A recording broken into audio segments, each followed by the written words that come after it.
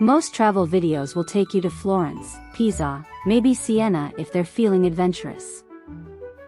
But how many of them actually stop in Collodi? Hardly any. Which is crazy, because this little Tuscan town is literally the birthplace of Pinocchio. Yes, the wooden boy whose nose grows every time he fibs. And that's why this video is going to be the one to watch if you want to know what Collodi is really about. Not the postcards, but just us, climbing its steep hills, sweating through medieval stone alleys, and laughing at the fact that a puppet put this town on the world map. So we parked near the town center, and immediately, there it was. The tallest wooden Pinocchio in the world. He is the real star here. Pinocchio was written in the 19th century by Carlo Lorenzini, who borrowed his pen name, Carlo Collodi, straight from this town, and Pinocchio has been translated into more than 300 languages. Forget about little wooden boy, as this statue is 16 meters tall, which is basically a 5-story building, made entirely of wood, and welcoming visitors to Collodi. Okay, let's break this down. Why does Collodi exist, and why is it famous beyond Pinocchio? Geographically, Collodi is wedged on a hillside in northern Tuscany, about 20 minutes from Lucca and less than an hour from Florence. It's small and it consists of 2 parts, the lower village, where we are now, and the medieval upper village, where we will bring you to, later on. This is Pinocchio Park, and let me set expectations. This isn't Disneyland. It's not about roller coasters or rides. This park was actually created in the 1950s, designed by Italian artists and architects, to celebrate the story of Pinocchio. Tickets cost about €22 for adults, and you can get them either online or at the entrance. Have you ever been somewhere that feels like a dream from your childhood, slightly weird, slightly magical, but unforgettable? Then you walk past the souvenir shops, where rows of little wooden Pinocchios are dangling from the ceiling, shelves filled with keychains, magnets, and postcards. Collodi embraces Pinocchio so unapologetically that even the souvenirs feel like they belong here. Quick tip, if you do want something special, go for the hand-carved wooden pieces. They cost more, but they're authentic, crafted by local artisans, and make way better keepsakes than mass-produced fridge magnets.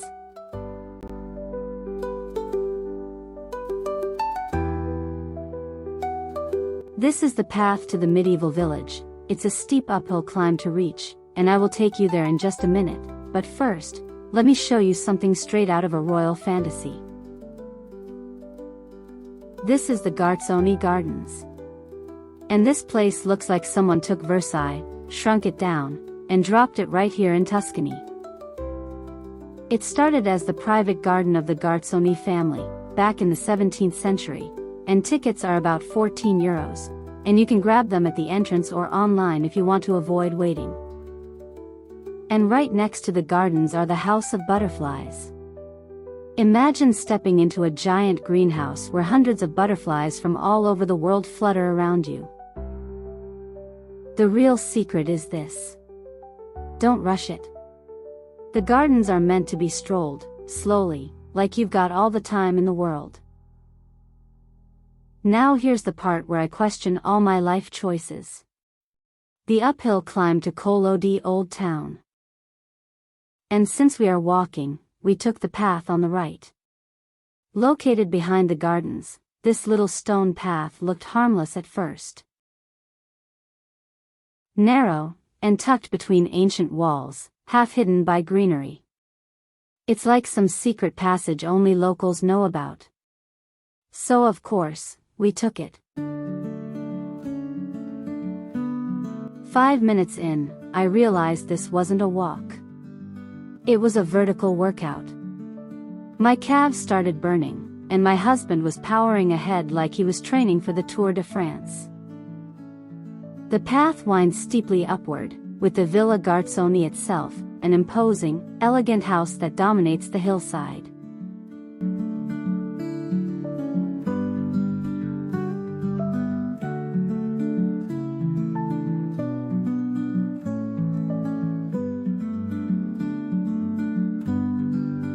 Finally, we made it.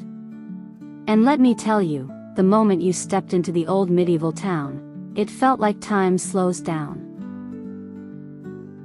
Suddenly, you're standing in this quiet maze of narrow alleys, cobbled steps, and stone houses stacked like dominoes against the hillside. This is not some polished tourist spot. This is raw, authentic Italy. And the silence here, with no cars, no scooters buzzing, just the sound of your footsteps echoing off the stones. The population here, in this medieval village, is supposed to be 500 inhabitants, but today, there were just 2 souls, my husband and myself. At least, this is how it felt and this is how it was, at that moment.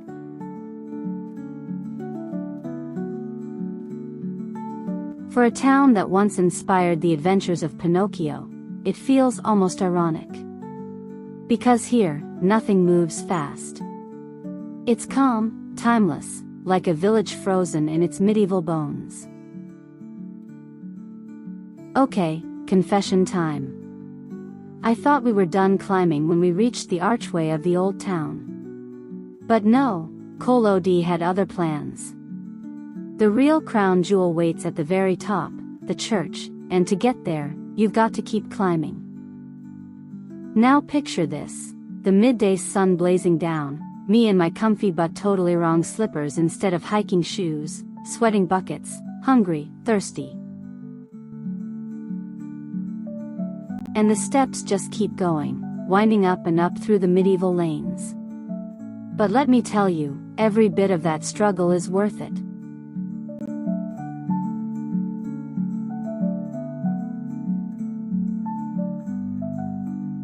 And because I'm honest with you guys, I complained the whole way. Not quietly either. You know that dramatic travel partner who says, "Are we there yet?" every 2 minutes? Yeah. That was me. But at the same time, there was this thrill. This little trail felt like a hidden doorway into the past, leading us up to the original medieval Collodi.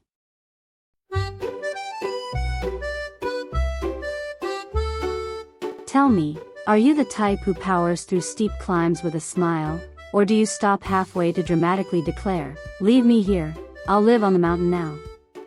Because let me tell you, I was very close to choosing option 2.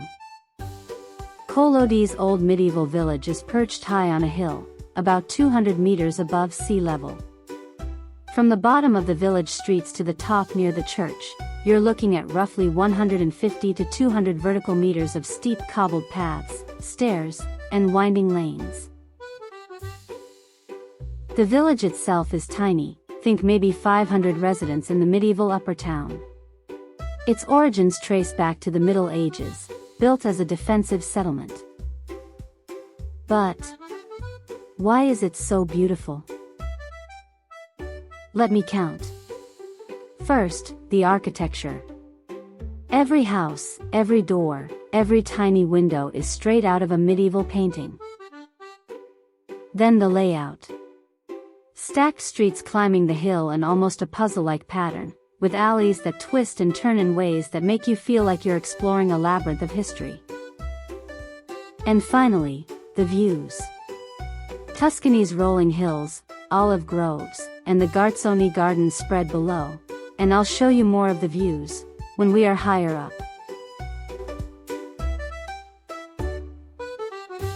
Walking here isn't just sightseeing, but it is a workout and a time machine rolled into one. And the payoff? It's the top, where the small church sits, and the panoramic views unfold. And that is, of course, if I still have the strength to reach it.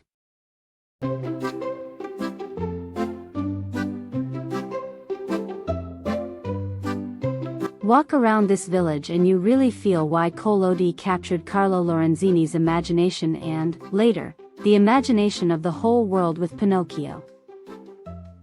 Alright, before you start dreaming about climbing cobbled lanes and chasing Pinocchio, let's talk logistics. How to actually get to Collodi. Collodi is in northern Tuscany. That means if you're flying into Pisa or Florence, it's an easy day trip. By car, it's about a 30 to 40 minute drive from Lucca on these twisty, gorgeous Tuscan roads where every corner begs for a photo stop. There's also a train to Pescia, about 5 kilometers away, and from there, a short bus or taxi ride will get you to the town center. I am officially unable to continue further, so I will stay here, while my husband will push on and show you around. Meanwhile, I'll tell you more about Collodi. The village itself is tiny, just around 7 square kilometers in total. The medieval upper town, the part that's all stone alleys and the church at the top, is even smaller, with around 500 residents living there full-time. So where should you stay? Well, options are mostly in nearby Lucca or Pescia, both charming towns with hotels and vacation rentals. Staying in the village itself is limited, so book early if you want to wake up with medieval walls outside your window. Honestly, the best advice I can give is this. Drive up the winding roads, park near the center, and get your shoes ready. Because once you start climbing, there's no turning back. And here we are finally, the top of Collodi's old town, with the small, charming church of Pieve di San Bartolomeo. It's tiny, almost hidden among the stone houses, but full of character. The church dates back centuries. And now, the views. Oh my goodness. Standing here, you can see everything. The Villa Garzoni garden stretching out below, the medieval rooftops of the village stacked like a storybook, and Tuscany rolling endlessly beyond in golden fields and green hills.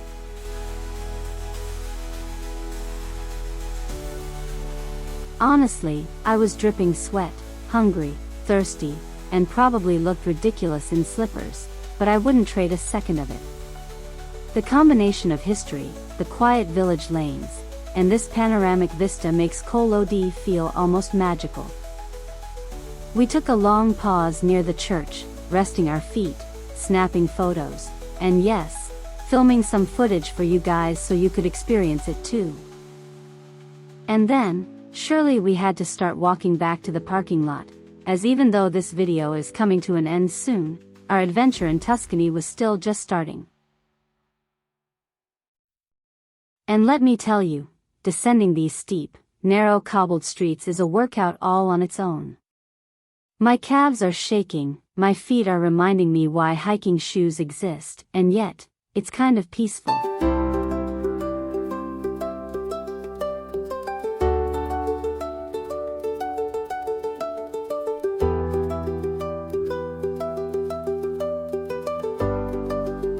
Honestly, this place stole my heart. It's quiet, beautiful, and almost entirely untouched by the crowds that flock to Tuscany's more famous towns. You feel like you have the village all to yourself, which is rare these days. Here are the key takeaways from Collodi. First, it's tiny but packed with history and charm. The medieval village, the narrow alleys, and that hilltop church make it feel like you're stepping into another era. Second, the climb, while intense, is absolutely worth it for the views of Villa Garzoni, the gardens, and the rolling Tuscan hills beyond. And third, don't underestimate it. Bring water, wear shoes you don't mind sweating in, and maybe pack a snack unless you want to be hangry halfway up like I was. And hey, if you loved exploring Collodi with us, don't forget to check out our last episode in Monte Carlo. From glitzy streets to jaw-dropping views, it's the perfect contrast to this peaceful hilltop village. I promise, both episodes together will give you the full spectrum of a European adventure.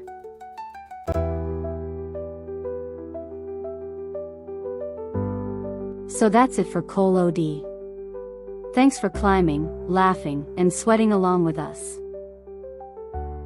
If you enjoyed this journey, hit that like button, subscribe if you haven't already, and ring the bell so you don't miss our next adventure. And let us know in the comments, would you dare tackle Collodi's uphill streets in slippers like me, or are you smarter than I am?